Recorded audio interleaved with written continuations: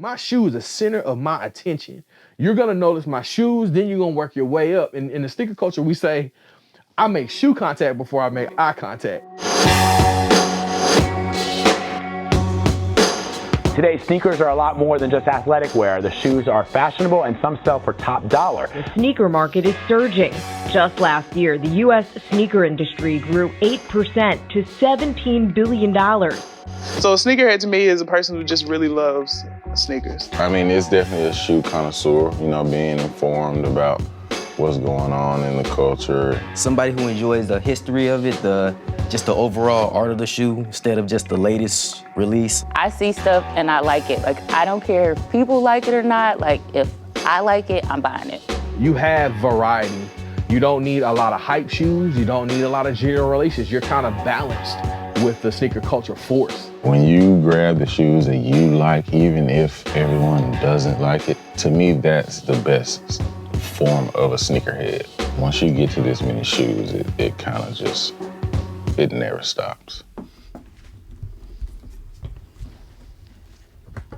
It's kind of scary, you know, once you hit like 100 pairs, you're like, okay.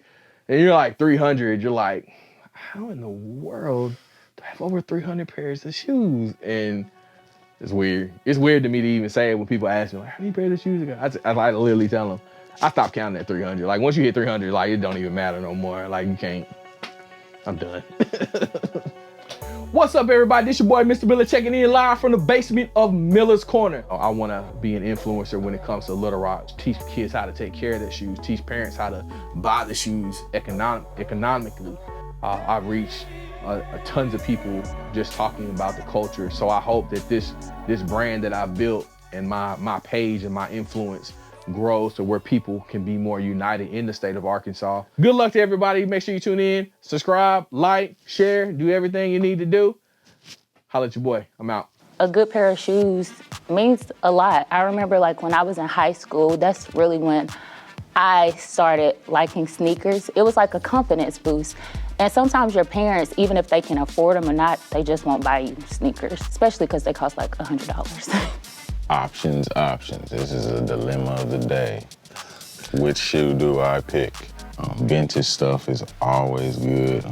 My buddy, he ran across a old original pair of Jordans somewhere in like a thrift store or something. That never happens in the sneaker culture. You never run across shoes like that. I mean, they're original Jordans, so they're worth $2-3 grand at this point. It don't even matter if they're crumbling. Those type of gems you find and you get a hold of, I mean, that stuff you keep. I mean, I see all this stuff as an investment, really. You put the right few colors together, you have a whole story on a pair of shoes. I don't like having the same thing everybody else has. Everybody has the latest J's, everybody had the black cements. That's when the epidemic of sneakerheads came around back in my high school time. So that was around the time I started trying to find different paths with the sneakers. So a friend of mine was like, you should start customizing shoes. First pair of customs I ever done was Dirty Breads, Dirty Bread 11s. Everybody loved it and then kind of stuck. I became the customizer of the school. I want to say later that year was a sneaker convention. Sold that pair of shoes. Made me feel really good. Oohs and the ahs and all that, I got addicted to that. So when I started collecting, my parents coached me to be, you know, you gotta earn them. But also when I had to earn them, I also had to actually take care of them. And I teach my kids that, and even though I have a lot of shots with my kids, they value their shoes just because I want them to take care of them. They have their own cleaning kit, they can clean them, and it's just a bonding tool. Mm-hmm. Why do you like those shoes? Because they have blue on them and they have Michael Jordan on them. And then what's your favorite brand, Nike or Adidas? Nike. Oh, that makes Daddy happy. And it was just something that I just always wanted him to be like me. I just always wanted him to, if I'm shining, they shining. See myself as somebody who just wants to see people happy. I think I love reactions of people more than I do the shoe itself.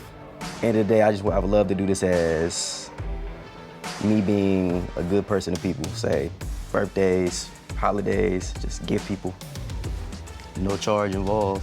So when you rock shoes, that should be an addition to you. It should be an extension of your personality.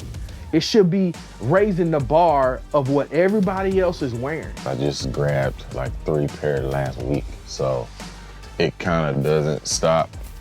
So at some point I'm gonna outgrow this bedroom, and it'll just have to be a bigger bedroom.